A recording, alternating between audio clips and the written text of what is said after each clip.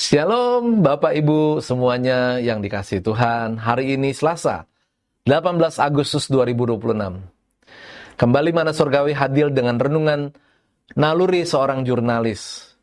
Mari kita membaca 2 Samuel 23 ayat 16. Lalu ketiga pahlawan itu menerobos perkemahan orang Filistin.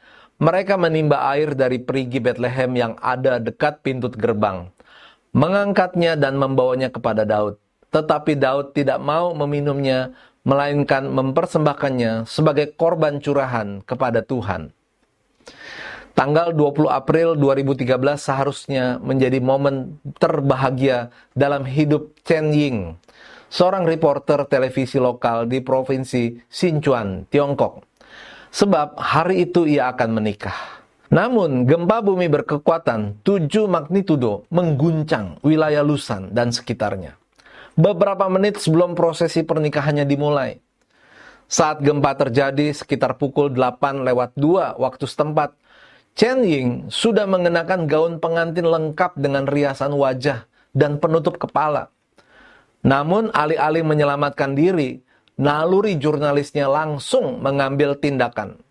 Ia segera mengambil mikrofon dan kamera dari tim stasiun TV tempatnya bekerja. Beberapa menit setelah guncangan berhenti, Chen Ying sudah berada di jalanan melaporkan situasi pasca gempa. Foto dan video Chen Ying dalam gaun pengantin sambil memegang mikrofon dengan cepat menyebar di media sosial Tiongkok. Publik menjulukinya sebagai pengantin tercantik, bukan karena gaunnya, tetapi karena dedikasinya terhadap profesinya di tengah bencana dan momen pribadi yang sangat penting. Setelah laporan darurat tersebut, Chen Ying sempat kembali untuk menyelesaikan prosesi pernikahannya secara singkat. Ia kemudian kembali bertugas bersama tim medianya untuk meliput dampak gempa selama beberapa hari. Hal ini menjadikan kisahnya sebagai simbol nyata profesionalisme dalam situasi krisis. Perbuatan Chen Ying ini mengingatkan kita pada 3 pahlawan Raja Daud yang berjuang untuk mendapatkan air minum untuk Daud. Alkisah saat peperangan terjadi antara orang Israel dan orang Filistin, Daud kehausan dan ingin minum.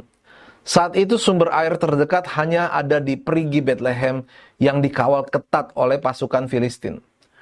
Mendengar Daud ingin minum, maka 3 pahlawan Daud yang tidak disebutkan namanya dengan berani menerobos penjagaan orang Filistin, mengambil air dari perigi dan membawanya kepada Daud.